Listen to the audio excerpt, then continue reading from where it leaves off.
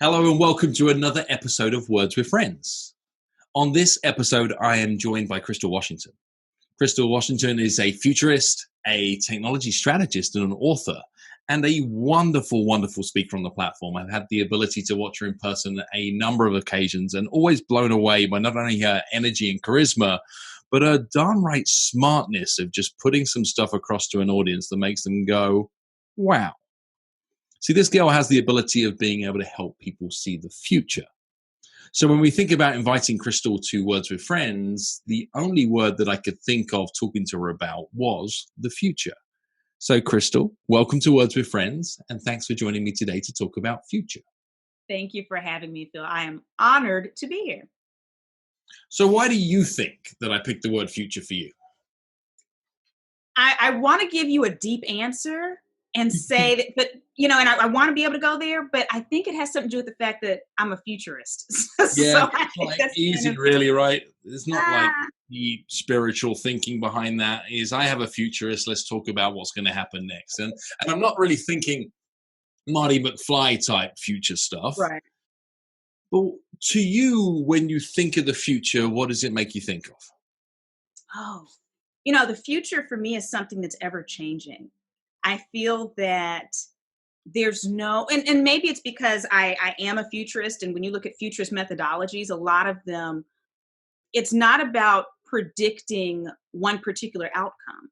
It's about when companies hire futurists, it's really their job is to look at alternate futures, maybe 2 to 3 alternate futures, and then cover the company. The company makes decisions to cover all the different options so that worst case scenario, they're okay. So like Shell Oil was one of the first corporations to hire a futurist. And so for me, I don't think of a single future. I always look at the possibilities of multiple futures. And all of our actions right now contribute to which one of these branches we're going to go off on. And then futurists also specialize in specific areas of the future. And they answer very specific questions. And so the 3 futures I have might collide in different ways with the 3 futures someone who's a healthcare futurist are predicting. So there's so many different branches. I guess I think of a tree, a really, really big tree. Okay, I think I get it. Is what you say is you're making stuff up. No. So basically, futurists, they look at the horizon. They do something called horizon scanning, and you look for possible outcomes. And then you're making predictions based on all the information you have available in your specific area of expertise. So like I don't get into transportation futurism unless it has to do with technology specifically. I don't get into the futures of the shapes of babies' heads, right? So it is guesswork. You are guessing, but it's guessing based on some amount of data. Okay. When people think of the future, I think the natural reaction is to jump towards technology. It's to jump towards how computers might rule the world. Are they going to be robots? Are they going to be even people that way around? Is what's your take on all of that? That stereotypical jump towards the future is going to be this sci-fi metropolis. Well, there's some truth to it. For sure. I have whole programs that by the end of them, I actually prove that we are mating with our devices. Not the first definition of mating, hopefully. No judgment. That's not where I'm going. But merging. We are literally merging with our technology because we have it stuck to us all the time. It's becoming a part of us. And so we're turning. This is an example of that to a point. The fact that I'm looking at you where I'm not really looking at you, I'm looking at a screen, but I'm really looking at a camera, but I think I'm looking at you, I guess, is part of that, right? It's all part of it. The fact that you probably sleep with a smart device next to you or very close to you. The fact that people have smartwatches, the fact that our implants are becoming more intelligent. So we are actually merging with machines. I'm not sure how I feel about that. Give you the warm fuzzy. I have no counter argument. I'm just not sure how I feel about it. Mm-hmm. So how does somebody decide that what they're going to do is invest a giant body of their attention, that the giant body of their work is going to be based around the future? How did you decide that that was going to be something for you? Well, it started with my gravitation towards technology. I've always had this love of technology, but not the technology itself. I love people, and I understand what technology enables us to do. It actually turns us into superhumans. Like if people really understood how they leverage technology now to get so much more done. And so it started with that, but technology was moving so fast and it's constantly changing and updating. There's an obvious connection between that and the future, which is what you hinted at, right? And so that's when I was like, you know what, I need to study futurism and foresight and the methodologies to predict what's coming up next, to help people prepare for what's coming up. Because while people associate technology with the future, I've also found that a lot of people are scared. And so that fear comes out in different ways. You know, when I'm on stage and talking to many different groups, some people are excited, some people are mortified, and it might show up as them genuinely being able to admit that they have a fear. But for many people that are used to being in the driver's seat, it comes across as them poo-pooing the technology, saying, oh, well, this is stupid. So it comes across as anger, but it's really just fear with icing on it. Wow, that makes so much sense. And I think people see that with any form of change, right? As I do a lot of work around change, and people's first reaction towards change is fear, running the other direction. Why can't that?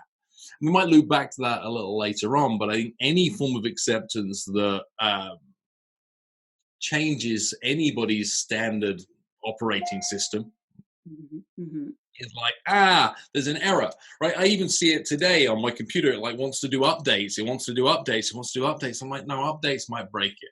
Updates might take more time than what I have available to me at this moment in time. I don't want no updates. I'm good with good, right?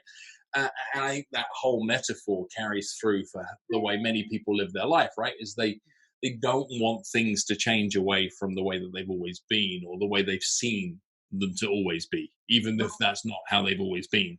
It's just how their vision of it is. Okay. So what did you do before you got interested in what happens next? Well, before then, I spoke on technology. Before then, I owned a marketing company that was digital marketing. So that's where it fed in technology. And before then, I worked for a hotel company because my background is in hospitality. My degree is in hospitality. And I had a sales position that had a lot to do with e-channels and the technology behind setting rates and all that, and analyzing and I'm kind of right brain and left brain. So I like people, but I love numbers and stuff too. And so around the time when I was working that job, there's this little thing called social media that kind of popped up on the horizon. And I remember I'm in my early 20s at the time, Phil, over a department of people that were my parents' and grandparents' ages. Like I wouldn't even tell them my real age because they would have been there, know what you're talking about. Yeah, I already knew what was coming. Now, I looked young, but they were like, you're so mature, you have to be in your early 30s. And I don't believe in lying. And so I never lied. I just say, close enough. Even though I was like in my early 20s, close enough. Okay. And I remember this social media. And at the time, Facebook was only open to college students. And Twitter was, very few users. It was all new. And I went to my boss and I said, hey, this social media thing, I have a feeling it's going to be big. I remember having this conversation and saying, I know it's not happening yet, but I have a feeling that one day companies are going to get on there and start communicating with their customers. And he was like, what? And I was like, no, trust me. And I said, think about this. It's going to be crazy because Coca-Cola can talk to the people who drink Coke. It's going to be like a one-on-one relationship. I have a feeling it's going to be huge. Let me explore this as a project for our hotel and figure out, just as a little side thing, how we can leverage this. And Phil, he looked at me and he said, look, kid, you're cute and you make us a bleep load of money. Stick to what you know. I said, oh. Oof. And then 6 months later, I quit my job to start a digital marketing firm because everything in me told me social media was going to be huge. And now look at you. Now look at you flying, right? There you go. No, how dare they? But what a blessing, because if that hadn't happened to me, I wouldn't be where I'm at now. So let's go back further than that. Because I think so much of the future is rooted in the past, right? Let's say that Crystal Washington was 11, 12, 13 years of age. What did you see for the world looking 20, 30, 40 years forward? What were the big things that mattered to you when you were 12, 13, 14 years of age? 12, 13, 14. I'm trying to think. I was a really overachieving kid. Like I was a straight A student. I remember having a strong sense of justice. I remember that. I had a very strong sense of justice as a child, which used to drive my parents crazy. Because, when you see kids that get into an argument, like one kid smacks the other, and the parents like, no, you all hug and make, I'd be like, that is actually not right, because this person is the victim. Like, I was always that. And so, looking at my future at that age, I had been oscillating between different options. At the time, I think I was probably focused on possibly going into law, because I also had an aunt that went to Harvard, graduate with a law degree, working on Capitol Hill. And so I think I was probably kind of in that space. But I realized I did process information differently than most people. And I realized that people either loved me or couldn't stand me for that reason. As a kid, I figured that out pretty quickly. Yeah. So I don't think I necessarily had a huge view of what the future would hold. But I do remember being grounded in whatever it is, you're going to be fine. Just work hard. I just remember just this crazy work ethic as a little kid. I want to just explore that for a second. Is crazy work ethic, straight A student at a very young age. Why do you think that was? I think it had a lot to do with, I was raised with my maternal family. I didn't really develop a relationship with my father's family until I was like in college. And my mother's family was much like the Huxtables, if you have that viewpoint. And again, I mentioned I had the aunt that, worked on Capitol Hill, and I had aunts that were high up in executive positions for their companies, and I had one that did social work high up in the state of New Jersey, and uncles at Pentagon. So all this kind of stuff was going on. And the one thing in my family was, and this is going to sound shallow, but I'm just going to say it because it's not my opinion, it's what I've been told. So I remember as a kid hearing other people saying, oh, wow, your family's nice looking, right? Because whatever, right? For you, it's just your family. But within my family, because I guess that's how people perceived us, being a cute little girl wasn't going to get you anything in my family. Like, you blended in with everybody, right? And so there were no points for having on a cute dress, and you got points for being smart or for being kind or for being industrious. And so I think that stuck with me because that's what my family came from.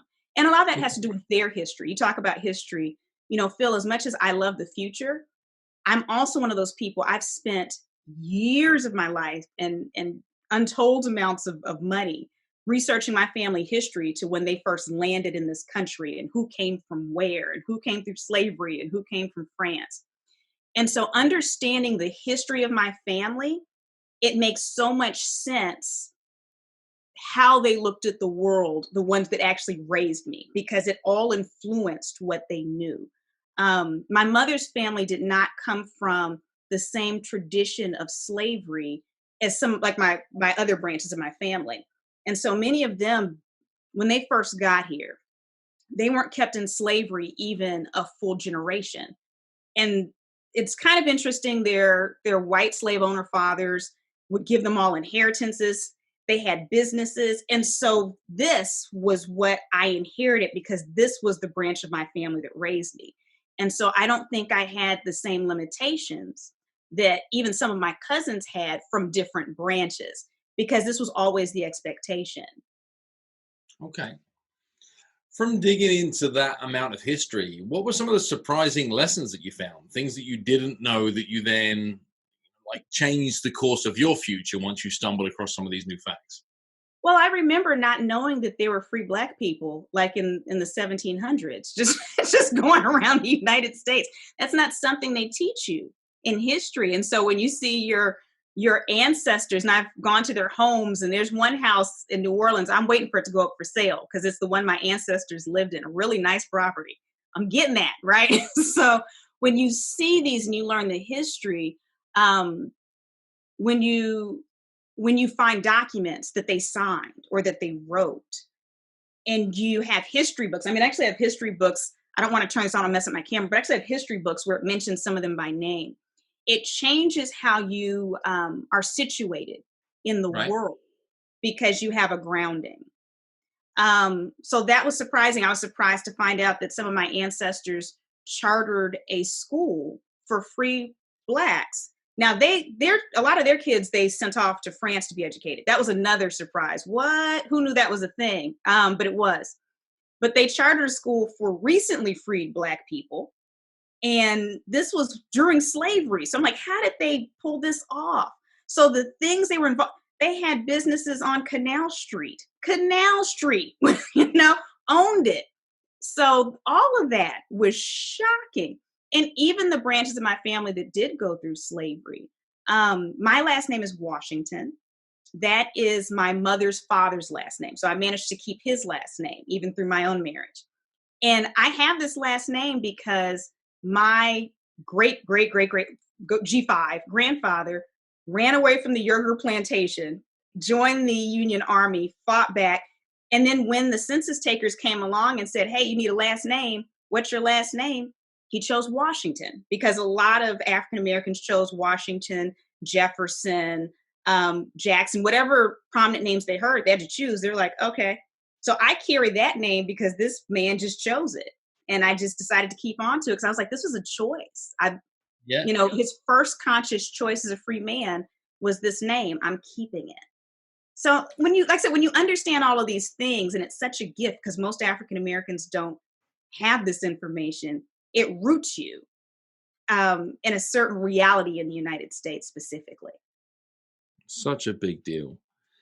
And I like another point that you just made there too, is he chose it. Like there's a choice involved.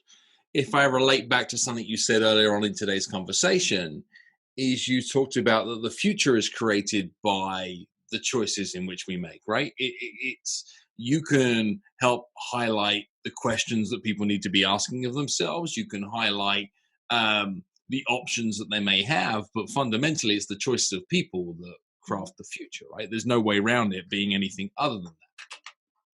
So what do you think are some of the big questions that both companies and people need to be asking themselves, and then the choices that operate around that can help us create a future that we might look back on with some pride? I think one of the challenges that we have as a society, as a world society and cultures or anything, is we all have these foundations that our beliefs are built upon. Mm-hmm. And what happens is that when we want to make changes or pivot, I know pivot's an overused word right now with all that's going on. Last season.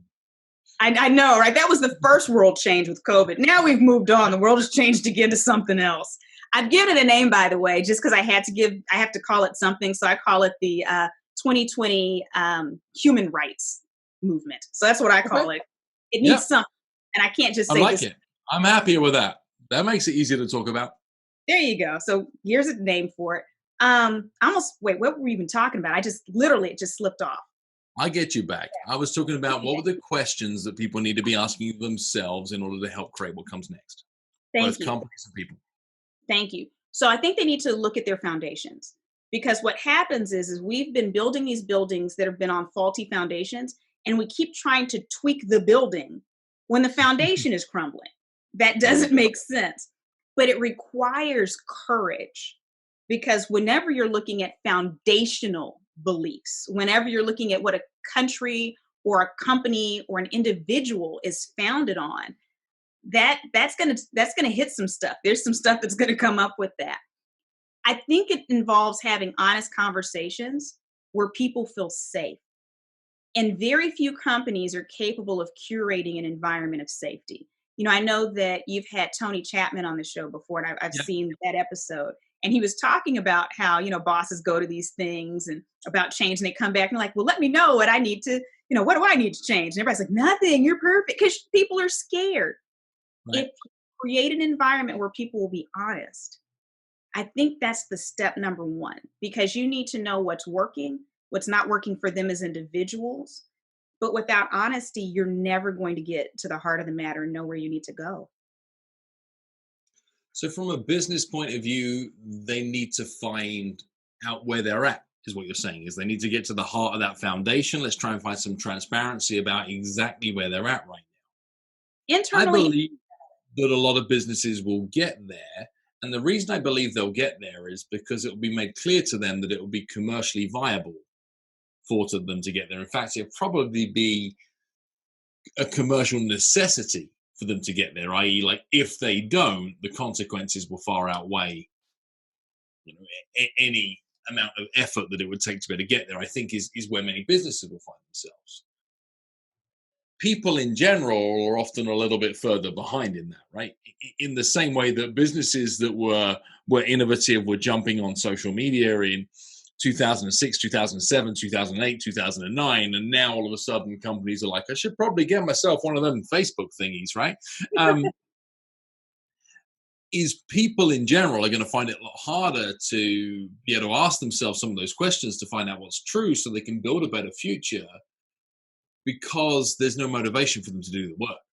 Like, it's not like, if I don't do this, then I'm going to become irrelevant. It's like, there's no way I'm going to become irrelevant because I'm right? Is where many people would have. So what do you say to people that way around? That, you know, I've never met anybody that doesn't believe the future is going to be better than the past. I find that fascinating, right? Is the majority of people have an optimistic vision for the future. And by the future in this scenario, I mean like the distant future. Mm-hmm. Like the immediate future might be crappy, but don't worry, it'll all figure out in the end. It'll all figure out in the end. Like, I hear that sort of thing so often. What do you say to the people who are naively accepting that the future will be what it will be, things will get there, etc., that aren't doing the work to be able to ask themselves questions about creating what's next? people can become irrelevant. And we're seeing it in workplaces. We're seeing it in families. And people fear becoming irrelevant. And so they fight it and they try to press whatever opinion they have on other people, right? I think that's a very human thing.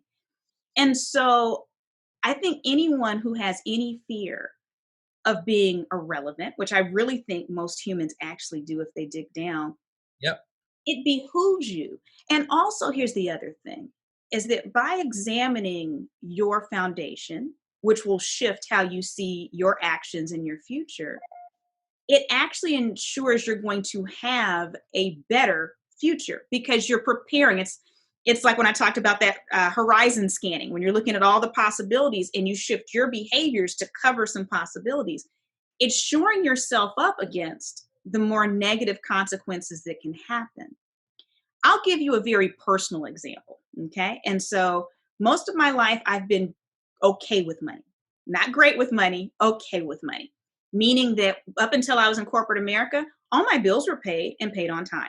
But savings was not a thing. And what was even crazier, Phil, is it wasn't that I was overspending on stuff for myself. I was so busy trying to help everybody around me that I didn't realize I was developing a bad habit until one of my dads, I have two dads, was like, when I was saying, I don't know why I can't save.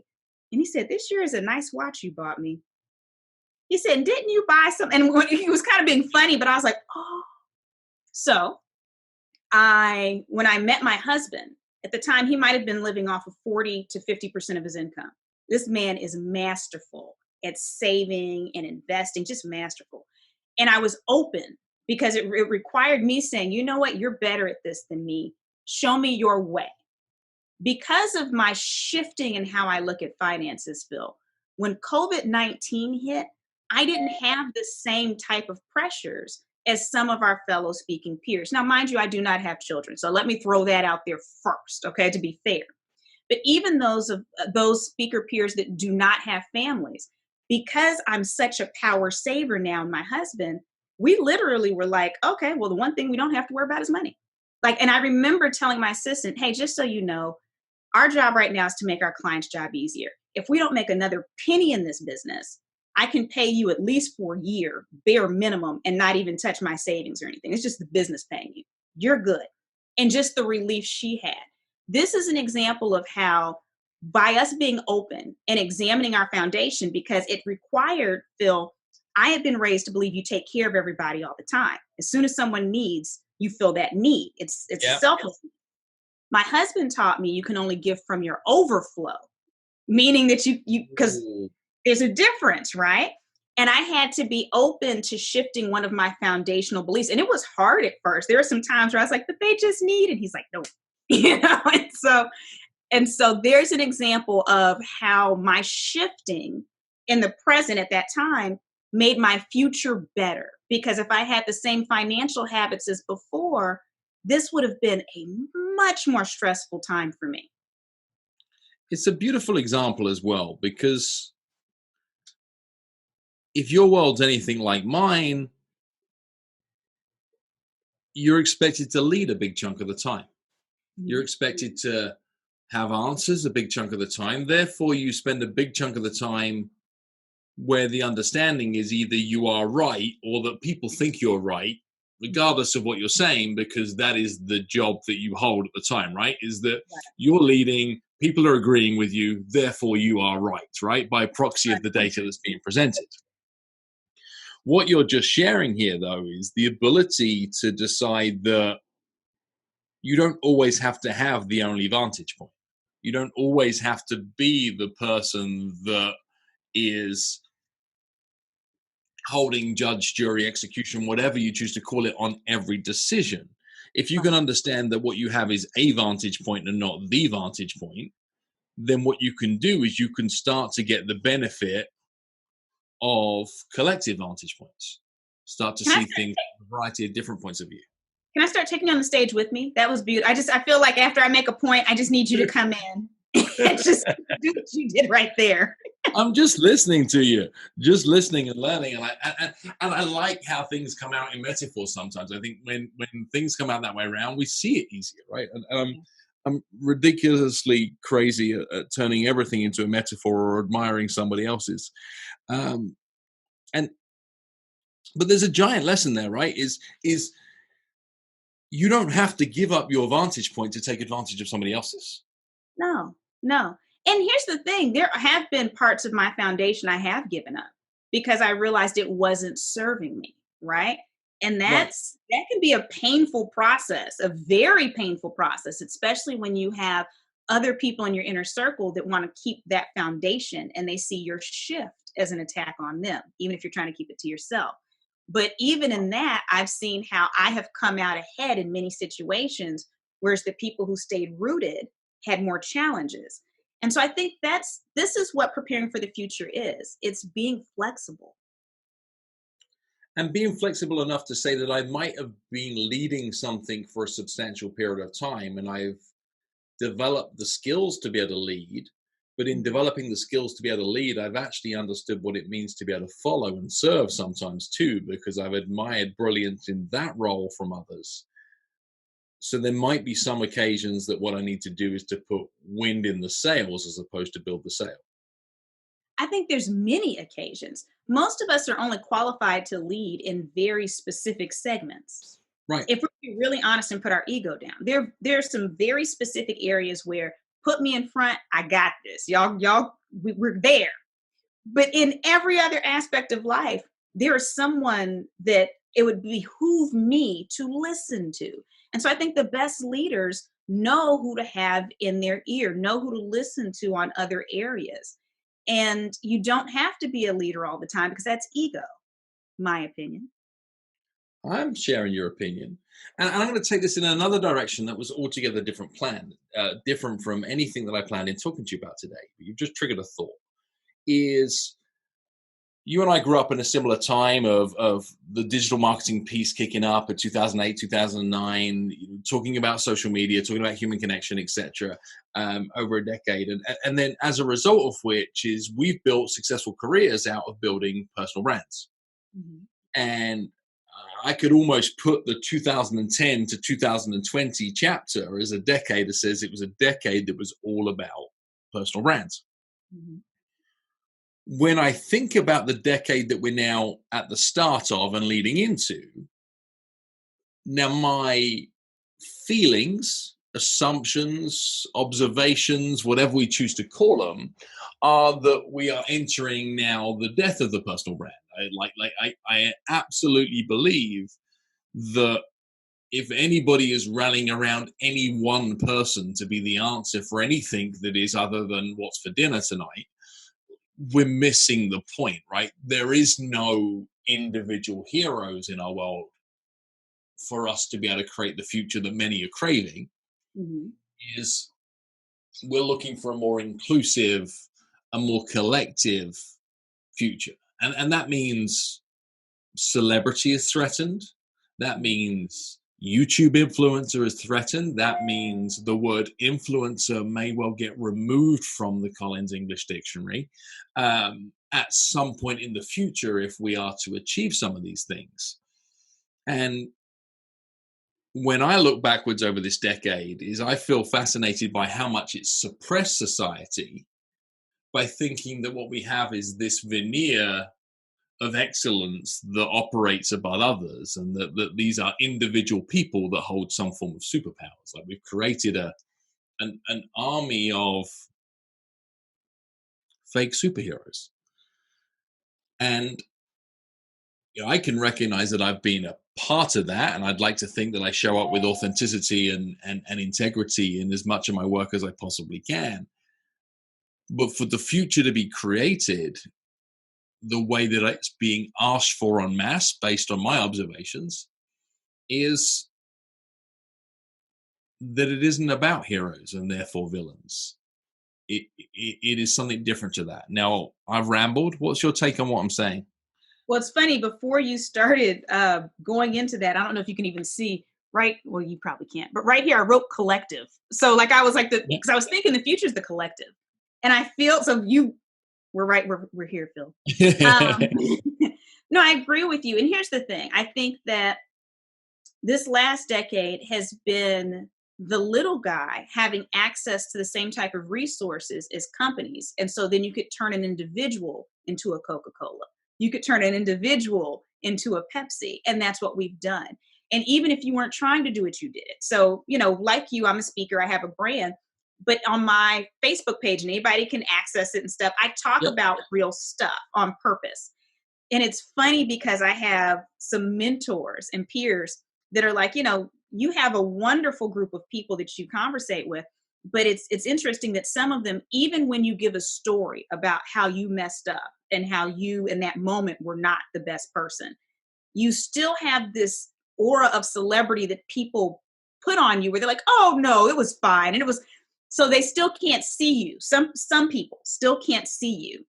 And so I think part of it was intentional, and part of it was people needing something to worship, whether that's you, whatever that looks like. And I do think we're moving past it, because what we've learned, at least in the last few years, is that the emperor has no clothes. And so many of the people that we worshiped are not what they appeared to be. It was very much marketing, which is my background too, right? So it's the packaging. So I agree with you. I think we're moving into the collective. I think there's a lot of people around the world who have eaten a lot of poop for years, and they're now saying no more. And so I don't think, when we look at what I've coined the 2020 human rights movement, this doesn't live in a bubble. If we go back a few years and we think about how we started to see the LGBTQ community, they started coming hard a few years ago, saying no. And they've been fighting the whole time. I'm not saying they haven't, but really, really just coming harder. And then you started seeing people in the disabilities community saying, nope, we're going to start suing you. Even small companies, if you're not giving access, you have to see us. And then we saw Me Too. And now we're seeing all the things around race. And so to me, these things are not all operating individually. It's people saying, nope, nope, nope. And really, it's time. It's time. And the problem is, there's people that benefit from these systems and people who hope to benefit from these systems. Because there are women who are anti-woman.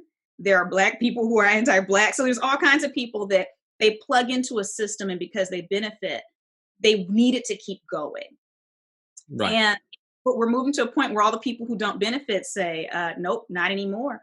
And so it is wise. Also moving to things where even where people do benefit, they're happy to forego that benefit for the sake of something they understand is bigger than themselves. Well, I think I'm a prime example of that. I'm an African-American woman who's managed to navigate this and have some level of success. I get the rules to the game board, right? But I'm perfectly okay with us dismantling the game board because I am such a small exception. Even as a woman, different things, even financially with things, I'm not necessarily against increasing taxes on things. When we had the ACA pass the United States, my insurance costs more, right? And I'm healthy as a horse, but I didn't mind paying more because I saw people who didn't have insurance get insurance. So I was okay with it. So I agree with you. I think there are people who benefit that see the collective and say, you know what, the world is better. And it's not about, to me, it's not even about charity. It's understanding all of our future is better if we all have a certain standard of living and a certain standard of care for everybody. But there's people that don't get that, and they have kind of like this like the scarcity mentality. And those are the folks that I don't fear know. of change as well, right? It's just a straight up fear of change. Well, fear of change, but also if you benefit, there are people that are not, they're not equity minded. There are some humans that are There are selfish people in this world. There's some, and I don't know what the percentage is. I'm not an optimist or a pessimist. I consider myself a realist that makes the best out of what I have. Like, that's kind of how I look at it. I like that. But yeah, no, there's some people that no, it's not just fear of change. They just want what they want, and they don't care if you're dying on the sidelines. That does exist. I've met some of these people, and I'm like, oh, right. Let's just try and get super tactical for a second. We're going to take this big issue and we're going to turn it into a small little workshop piece. No doubt you've been in a workshop in the past at some point where somebody suggested we do like the traffic light thing about deciding what actions we're going to keep doing, what actions we're going to stop doing, what actions we're going to start doing. And I think there's a fun way of us to be able to think about the future of where we're at right now when we look at humanity as a whole. In your mind, what might be something that everybody, and I mean everybody, could start doing right now that would, in your mind, lead towards a better future? I think right now, individuals, companies, organizations, everybody needs to write down their priorities in order. And literally prioritize. And once you understand what your priorities are, your financial investments in time should align with those. So priority number 1 should get the most money and time. Priority number 2, next in line. Many of the issues that we see around the world, but I definitely have a viewpoint as a U.S. citizen. While I travel the world, I'm plugged in here, so I'm going to have that viewpoint. I can't not. Yep. A lot of what happens in the United States is very much a reflection of our personal values. When you look at companies that can't go for a month without paying their bills, and people are like, oh, they don't have savings. Well, most Americans don't either. A lot of stuff that we do, it starts off as a smaller level, and our government reflects our values. They may not be the values that we say, but they're the values that we demonstrate through our actions. So I think just getting those value statements in place first and be able to be honest about it. Don't try to make yourself or your organization sound better than what it is. If you're profit first, state it. Be honest about it. What does that look like? Let's think about it though on an even more granular level. Let's say that you are a member of your family, a member of your household, and this is what could you start doing today, even in your family? What would that look like there? Having dialogue, honest dialogue. I think, talking to, and I've done a whole lot of family stuff. I crack jokes and I'm putting my therapist's whole family through college, right? But I find that a lot of people don't know how to be honest because we have been penalized for being honest in a lot of different situations. And so I think having honest dialogue, encouraging children to have honest dialogue, because children are coached to fit in specific boundaries, right? And a lot of people don't realize children have just as much and just as many complicated feelings as we do. But there's certain acceptable types of behavior they're supposed to display. And so, that's a big enough little thing, right? I like that a lot. Just start having decent dialogue. Yeah, I mean, your 3-year-old should be able to walk up to you and say, Mommy, can you put down the phone we're talking? Uh-oh. Just little things like that. Or, Mommy, it makes me sad when you drink wine every night and fall asleep on the couch. Like, everybody should feel a certain degree of openness to say what they need to say. and it So be safe. that's about setting some boundaries for that, making sure that the dialogue is in a safe space, that it exists. Like, it has to exist in a bubble before it can exist everywhere, right? I agree. It's possibly true. So, like, everybody can start and look at themselves and say, okay, what can I do to make sure that within my immediate sphere of influence, what am I doing to create a space where open dialogue can exist? Yes. And That'll I do. think throwing out the word respect, because most people don't understand what the word respect is. They think they're being disrespected when they're being challenged. And that's not the same thing. And so I Yeah, think we have to, respect means in a lot of households agree with me, right? And if you disagree with me, you're being disrespectful. yes. And so throw that out. You have to be willing to hear where you need to grow. And it'll make you better. But it takes courage. That takes a lot of courage to be able to let someone tell you.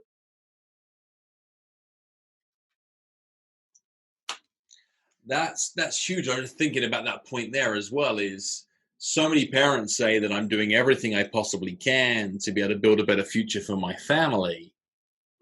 And if they're not creating the space around the dining table for their children to be able to speak about what's important to them in their world and what are the things that matter to them, you're working hard to create a future for your version of their reality.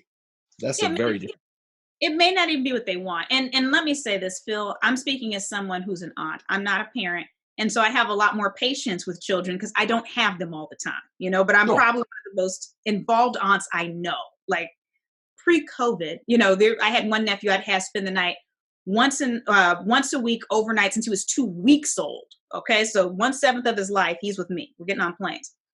But And you've I also remember been a kid. You I have have been a two kid. kids. I've helped raise younger siblings. So I mean, I've been on both sides of this, but I find that even having conversations with some of my nieces and nephews' parents to reframe what's happening. Where I was like, well, let's look at it from their point of view. And it's so hard, I think, sometimes when parents are so busy working for survival and taking care of the necessities to sometimes see some of the emotional things that are going on and how kids aren't being heard and aren't being respected. And I'm using this very intentionally now, respecting children and their opinions and their views. It's the reciprocity of that respect piece, right? To go always round. Okay, give me an amber then. Give me what's something that a mass of people should keep doing if we're going to feel positive about the future that we're going to build. What's a keep? Oh man. I mean, if we're looking at a group of people, I think mind mapping in groups is huge. Just in terms of finding collective futures we're all okay with. I think one of the problems is the world is so big now and we have such large collectives. It's not hard to get three people to agree on something. So I'm someone who travels a lot. Okay. And I have friends that I travel with. My husband doesn't travel with me often because my husband, he likes to go places like Tokyo. We stay in a nice hotel. We do this. I'm that person. I will go. One of my favorite places to go, Phil, is in the middle of the Amazon rainforest where I'm there with the people who live there, no running water, no electricity. That's me, right? So I have friends that I'll go do stuff like that with. When I'm going on a trip with two other people, it's very easy to navigate. Even if we don't all agree, two out of one say something, we're all like, oh, okay. Phil, I've been on a trip before with 13 other people. And some of the same people. The larger the group, the harder it is to get consensus. And so I do think one of our biggest challenges is as governments are becoming larger, as communities are becoming larger, as cities are growing, you have larger groups of people. And it's harder to get people to agree on an identity. But I do think that we have to do the really hard work of forcing ourselves to do it and really getting rid of as many team affiliations as possible. I think the Okay. more we identify with teams, now we can't come together as a community because I'm team purple and you're team yellow. You can't And whether that's like a political scenario of being red or blue, whether that is being the A team or the B team, like wherever it might be, is this decision to say we might not necessarily be enemies, we could be able to collaborate. But I'm hearing in that is let's keep trying to put ourselves in conversations with multiple other people to try and find a collective purpose that's bigger than any one individual.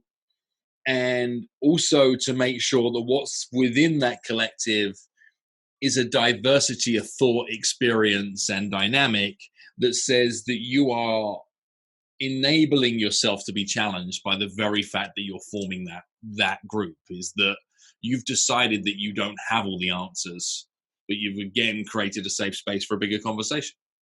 I agree. Okay. And then on top of that, I think people need to become lurkers. We are taught that, we have opinions and everyone's entitled to their opinion, and everyone is entitled to an opinion. However, a lot of our opinions are ignorant, and that's not me being judged. We all have ignorant opinions, right? Yeah, agreed. And to think that, my weekend studying aromatherapy means that I can challenge a medical doctor who went to school for how many years is insane. Although there might be a time where I have one thing right that doctor doesn't, that doesn't overcompensate. So I think we have to be willing to lurk in communities sometimes and just listen. So Phil, a few days ago, there was a Facebook Live for somebody I know that's very active in the LGBTQ community. And they were having a debate within their community over some statements that were made in relations to the 2020 human rights movement, right? I am not LGBTQ. And so I got on the Facebook Live, and there were all kinds of people commenting. Some people I knew that weren't part of the community as well, and they had opinions. I didn't post a single opinion because I'm not intelligent enough to have one. Now, I have friends that are part of the community. People always say, I have friends, and I've grown up. But at the end of the day, I'm not in it. But I was really interested to hear, what do they have to say? How does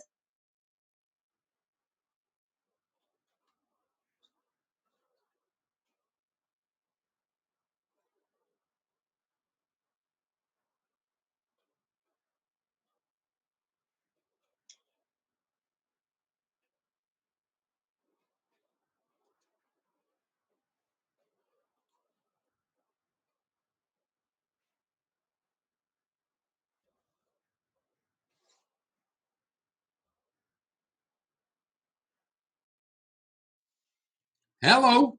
There we go. You broke Zoom. I don't know what happened. I don't know, but a storm came over the top of my cabin here at the same time. Oh, wow. That's fun. Maybe it That's brought fun. something out. Yeah, but you were mid-flow on fire. Sparks going off and everything. Do you remember what you were saying? I don't know where it cut. Like, I remember you freezing and I was confused, but I don't remember exactly where we were when you froze. But I was talking about lurking, so I can start with that. I'm positive I was already talking about lurking, so I can start with that. Go for it. Okay. The other thing is that I think we should become professional lurkers. And so to give you an example, the other week, there was a Facebook Live with someone who's really active as a part of the LGBTQ community. And they were having a debate over something that Billy Porter said that had to do with the 2020 human rights movement, right? And so there are people on different sides of the conversation. I'm watching this. There are people I know that are also watching it, and they're putting their opinions and stuff. Phil, I didn't put a single opinion because I'm not informed enough to have an opinion. And yes, I have friends that are part of the community, and I have done some research, but I just wanted to be quiet and observe what they had to say. And I do that, I've done this, and there's some pages that I follow that are primarily by and for Asian Americans, some that are for Latinos. And sometimes it's good to just be quiet and just listen and not assume that your opinion is valid when you haven't had a lived experience or studied it. Because I do think that there's space for people who haven't lived an experience, but they've studied it. Phil, I know you had Tony on before in the past, Tony Chapman. And one of the examples I give is, as a speaker, I've had clients or bureaus even that have come to me and said, hey, Crystal, we need you to do a diversity program. And I said, I do technology. And they're like, yeah, but you could do diversity. I said, no, I'm Black. Yes, I'm a professional Black lady. I know what that's like. I said, but there are white people that are much more qualified to teach this subject than I am. They have studied it academically. So I mention that because if you haven't had the lived experience or the academic experience, then that's kind of like you having that aromatherapy degree, for the weekend, going up against the medical doctor. Sit back and listen, and then see if your opinions aren't more informed before we start speaking. Yeah. No, I think that's a big thing too, is this idea to be able to say that you can insert yourself into some of these discussions without needing to run it or lead it, is just to be present. And that's huge. What about a stop then? Let's give me a red light. What might be a red light that you'd just like to see be a non-existent memory and remain in history and not be in our future? You mean a thought process? So what do you mean? You're free to go anywhere you like with it. I want people to go away with a start, a keep, and a stop of something that is within their actions or behavior that can change, that in your opinion might lead towards a better future. Holding on to traditions that no longer serve us. I think that's huge because, again, I believe that the past very much influences our future. And I've seen it through my own family lineages, how this goes. And so what happens is sometimes there's this pushback where people say, oh, you're erasing history. I don't believe in erasing history, but I also don't believe in glorifying traditions or elements that no longer serve that on a micro or a macro level. Any of us can go through our family systems. And even if we came from the most amazing family, we can find things that didn't work, that have been handed down for generations. It's okay. Just because great great grandpa did this doesn't mean you have to still do it. Throw it out. Just because, this organization said it's okay, or this government that you're a part of said it was okay 100 years ago, doesn't mean you have to keep it. If it doesn't represent where you're trying to move going forward, we don't paint over it. It existed, but we also don't glorify it. And so that is a huge thing that I think can weigh us down. There's three big things, right? So we've got this idea to be able to create a space for dialogue. It's something we can start. Something we can keep doing is having conversations with a really diverse group of people, but some of those conversations might be things that we can lurk in. And we're going to just stop holding on to traditions that no longer serve us. Nice little list. Things for me to work on. I didn't expect to get too many things to work on. Why have I got stuff to do now? Okay. I got one more line of questioning, and then I've got two questions that I want to ask of you that I ask all of our guests on this season's of Words with Friends. Okay. And the other line of questioning I had for you was about the future of our industry. And I'd love to know where your head's at with what you see for the future of conferences, events, and the speaking industry. Well, I think for now, there's definitely a certain degree of caution that should be there. I think that we still have to figure out the legal implications of all of this. Forget the feelings, because people do want to meet up in person. But I think, the legalities around it are going to cause some interesting issues. I also think that we're starting to see some geopolitical issues between countries. Hello, I live in the US. And so I wonder, I wonder how international meetings might be impacted. And I don't have all of the answers yet, to be honest with you. There's some things that are so murky, I don't know.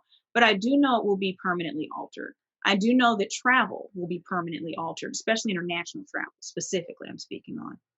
And so we're not going to go back to meetings exactly as they were. I think when we're seeing these huge international meetings, there's always going to be a virtual component, because now there's going to be people that either do not want to or cannot travel, again, because of either geopolitical issues or because of illness potential, right? Yep. And so I think that the lessons we're learning now in virtual, we're going to carry on into the future, because I feel like those larger events are going to be dual from this point on. Some of the smaller events might carry on faster than we think. I had a client contact me very recently about an event coming up, I think about a month and a half. It's like, oh yeah, we're excited. We're all getting together. It's going to be great. And it's a little town in the South. And I was like, oh really? He's like, yeah, don't worry. We'll keep you virtual, but everybody else is going to be here. And I said, oh, all 300. Okay. All right. Do you? So yeah. Okay. I think we're going to see a little diversity in how that's handled. Let's go to another area in this as well, is for your title of the 2020 Human Rights Movement. What impact do you think that's going to have on how speaker lineups might shape up, how meeting planners think about the people that they put on a platform, about how leaders start to think about who are the voices that are sharing inspirational, influential, educational messages towards their audiences? I think it'll definitely open up more opportunities. It's interesting because I've had situations before where I was pretty sure I was hired because I was either Black or a woman. I remember one time, Phil, it was hilarious. I was hired for an international engagement, and it was like 20 speakers. And I was the only speaker who was of color, period, any type of color, who was a woman, who was a millennial, and who was American. So I feel like they just saw me and they were like, jackpot. Now, don't get me wrong, Phil. Fine. I showed up and I killed it. And I was their highest rated speaker. So I don't care why I get in the door. Once I get in there, I'm about to show you up. Right? But I do think there's going to be more people actively looking. And if anything, I think there's a decent chance there'll be an overcompensation at first. Meaning that I find that very rarely, if the pendulum's been in one direction, does it just creep on over to the middle and hang out there, right? So I don't think we're going to see, there's going to be some organizations, especially associations, where it's not going to be that you see in the United States, 13% of the speakers as Black and 13 or 12 to 13% of speakers as Latino and, 3% is there's going to be an overcompensation where you're going to see a greater percentage. And then at some point it's going to swing back to the middle. That's what I foresee coming. Okay. And what would you say, I've been privy to far too many conversations where somebody has reached out to me that says, who do you know that's a good Black speaker? I'm like, you got a topic, or is there a problem that needs to be solved or anything first? But like the lean in for the decision is either color of skin or it's the sexuality of someone, etc., is the primary thing that comes in with the ask. And what are your thoughts about meeting planners and organizers leaning in on decisions based on potentially trying to check a diversity box, to check this crazy storm? I think it must be the storm. Like the storm kicked up again and then I lost you again and Zoom just comes out and comes back. I've never had this before. No worries. Well, it makes sense you had it with me. I'm the technology person. So who else are you going to have technology act up with? I know. I was just asking you an important question as well. Let me hit it from the top. Okay. So something I've experienced a lot in my years as a professional speaker is people reaching out to me asking very direct questions, particularly from either a meeting planner point of view or a bureau point of view, that is like, hey, Phil, do you know any good Black speakers? Or do you know any good gay speakers? Or do you know, who's good and female? And I have a fear from those kind of questions that have echoed in the past that there's going to continue to be this desire to box tick or to, on a surface level, show that we've considered a diverse lineup or any of those things. And it's going to be viewed as the, okay, I've got token whatever in a box. What would you say to anybody that's involved in that decision-making piece to help them navigate that thought process properly and like not be one thing or the other? Like how do they deal with that in a professional capacity to deliver an outcome? So let me start off by saying I am not a diversity and inclusion expert.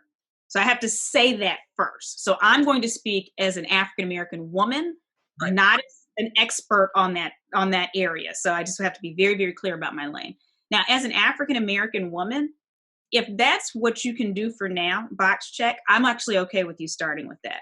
Because hopefully if you are asking, so, Phil, you're not going to refer anyone to them that isn't good because your reputation is on the line. So if that's where you have to start, I'm okay with you starting there. Because if you're getting qualified people, it's going to start to build your circle. I think that when people have to ask those questions, it's because they don't already have a diverse circle, social or work or whatever. And so they're reaching. There's going to come a point, though, where keep building on that so that you actually have your own qualified circle of people. It takes work. But yes, I think I actually do not have a problem with people starting off box checking, because even in my mind, I've been on projects before where I have looked to leadership and said, do you realize that we have, 10% of people, Muslim America, at this company, but we don't have anybody in this management position over here that just happens to be Muslim as well, or that represents this group of Right. people. So I don't mind it, but again, I don't know what an official D&I person would say, but I'm like, start there. Because Right. again, if someone brings me in like the group I told you about, fine. If that's how I got in the door, that's fine. But once I get there, I'm gonna show out. And then if you need some additional people, you can come into my circle, and you probably don't have to ask for a Black person. If you say, Crystal, do you know someone? Do you have about 3 recommendations for a good branding speaker? 9 times out of 10, one of those people are going to be a person of color that I send your way, right? And if you ask me for several, it's going to be a variety. Okay. And that's all I wanted was your opinion, right? Is that question comes to me. I think lots of people are going to find themselves in that position where they look at the event flyer, and that's the first moment that they realize that they maybe haven't been as inclusive as they thought they should have been. And in that moment, that's the problem they're looking to try and solve in that moment. And you're saying that if they even identify it at that late mark, is, in your opinion, them taking a very, what might be even seen as a crude action is okay for now, as we sit here in mid-June of 2020 as an action. But if you're still doing this, if you're still doing this 5 years from now, there's a problem. But start somewhere and work from there. I don't have a problem. And when they crush, go back and say, and who else, and who else, and who else, right? Yeah. Is the big takeaway I got from there, is to say, like, how does this then open up the sphere into other brilliantly talented people? Okay. Yeah. 2 questions I ask of everybody on Words with Friends. It would be daft if I did not ask them of you. I want to make sure that we get them from you in the right way around. Okay. And through this season, the first of the 2 questions I ask you is a words-related question. I'm looking for an adjective. And the adjective I'm looking for is a word that best describes how you're feeling about life at this moment in time.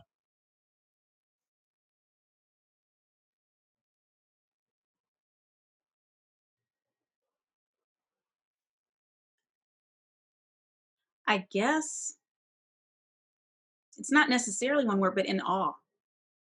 Just I'm awed by all of it right now. It's very big. It's rapidly changing. I'm seeing things that are surprising me in like a heartwarming way.